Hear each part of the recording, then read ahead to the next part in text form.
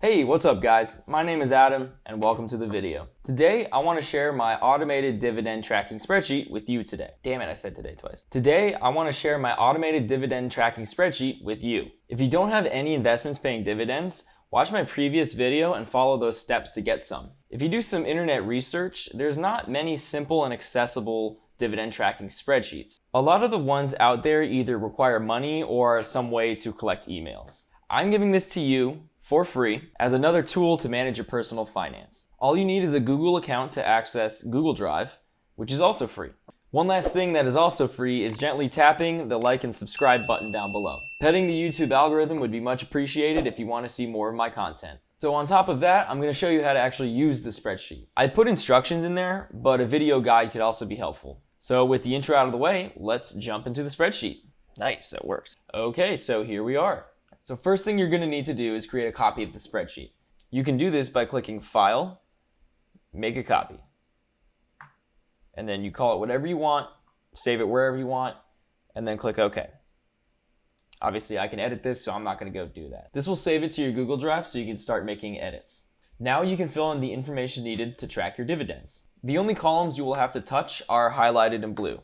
So those are A, B, and E. So first, in column A, you should enter in all of your ticker symbols for all the investments that you own. So you can see here, I have regular stocks like Apple and Tesla down here, ETFs like VYM and FTech right here, and then mutual funds like FXAIX, which was in my last video, and FSKAX. So if you need to add in a row, all you have to do is right click on any of these regular columns. So in this spreadsheet, that would be row 2 through row 21. You don't want to use any of the title rows like 23 or 1. So you just right click any of the rows that you want to insert near. So you can select either above or below, it doesn't really matter. So I'm just going to do one above. And there you go, there's your row. Next, you want to bring in the formulas. So I would just recommend copying this entire row either by highlighting the cells, or you can just left click the row right here and you press Control C. Or you can right click and select copy. And then you just select the row again, or you just select this cell and then you click Control V or paste. And then that will paste in all of the formulas. So then you can change it to whatever you want. So I'll just change it to like, I don't know, Disney again. And there you go. All of the formulas seem to be working.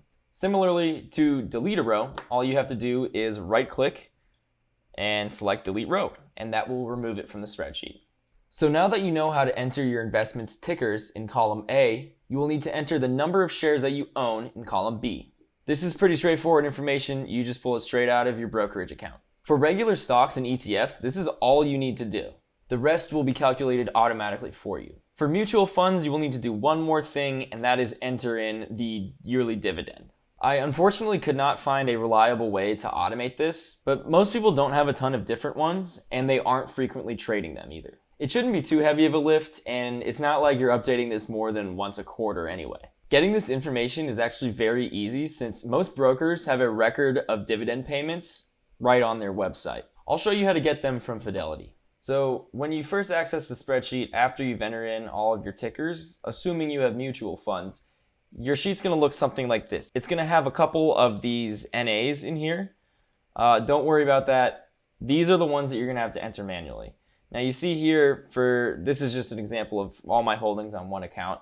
So as you can see in this account, out of all these investments, I only have 4 mutual funds. So I'm only going to have to do this process 4 times, which really isn't that big of a deal. Because again, keep in mind, you're not doing this more than once every like 3 months. So first thing you're going to do is you're going to head over to Fidelity's website. So I already had it pulled up. So in the search bar up here, you're going to type the ticker of the mutual fund that you want to get the dividends for. So in this case, we're going to do FXAIX. And there you go.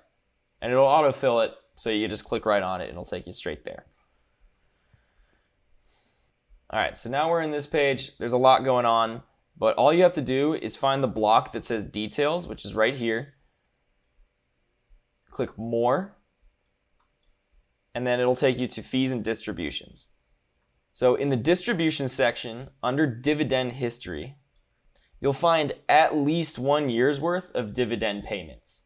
So all you need to do is take the last 1 year's worth of dividend payments, so that would be all 4 of these, you add them up, and then you enter them into the corresponding row in column E.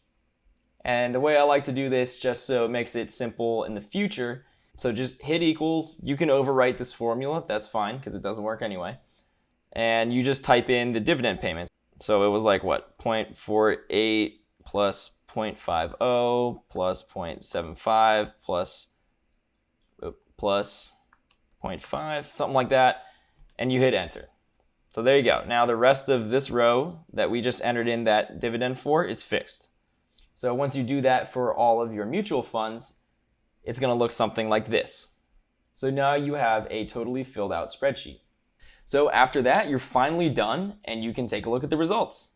So the thing that you're probably most interested in is the estimated annual income total, which is column H and whatever the last row is. The total is green in big bold text, so you really can't miss it.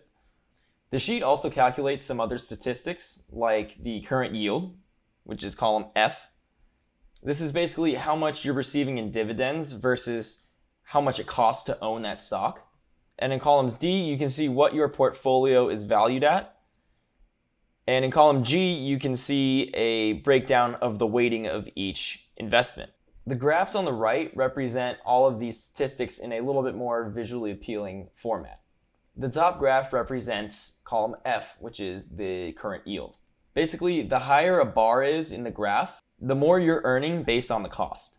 The lower graph just breaks down your portfolio based on how much money is invested in certain stocks. So as you can see here, I just have one total for each and every stock. And naturally the most expensive one, if I have one of each stock, naturally the most expensive one is going to have more weighting, which is why you see Amazon having like 52%, so like just over half. So as far as tracking dividends, that's all you need. I do have a sheet with more day-to-day information built out, but I wanted to keep the goal of this simple and focused. I'm happy to share that in the future if you guys want. It's very similar to this, and it's really helpful just to get a feel for all of your accounts at once. So with that, I'm going to wrap it up. I hope to see you in the next one, and don't forget to pet the YouTube algorithm. Take it easy.